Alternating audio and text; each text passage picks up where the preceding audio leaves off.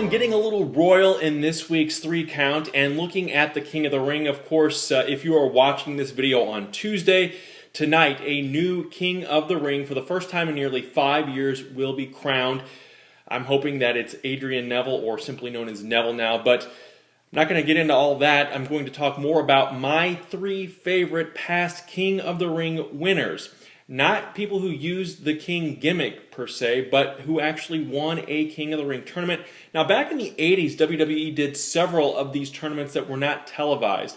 They were either done for video to be released later by Coliseum Home Video, or they were just done as house shows. I'm going to be kind of sneaky with one of my picks here, but my number 3 pick is Owen Hart. In 1994, he had officially turned heel, turned on Bret Hart at the Royal Rumble, went on later that year at WrestleMania, beat him at WrestleMania, and then went on to become the King of the Ring and embraced the whole King of Hearts gimmick. And I really liked that they carried out the King gimmick with the King of the Ring winner, because the previous year at the pay-per-view, Bret had won, and it was just the coronation ceremony, and that was pretty much it. Number 2, I'm sneaking this one in, the Macho King Randy Savage. Hacksaw Jim Duggan, who had beat King Haku earlier in the year in 1989.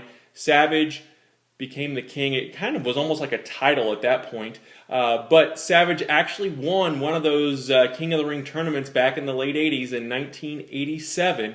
He won a King of the Ring tournament, so that's how I'm tying him into a King of the Ring winner as one of my all-time favorites. Now, number 1, Stone Cold Steve Austin, and he didn't embrace the King gimmick, but without that King of the Ring win in 1996, I don't think wrestling would be the same as it is today. We would not know the full effect of Stone Cold Steve Austin, or at least we wouldn't have known it as soon as we did.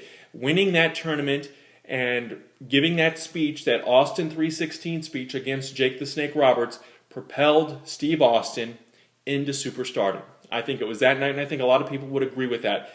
And the original plan was for Triple H to win that tournament. So it's curious to see what would have happened, what would have become of wrestling had Triple H won that tournament and not Stone Cold Steve Austin, who just made something huge and made wrestling hot again as the character caught on and the whole feud with Mr. McMahon. So there you have it. That is this week's 3 count. I want to hear from you. Be sure to weigh in here on YouTube. You can also find us on Facebook and Twitter.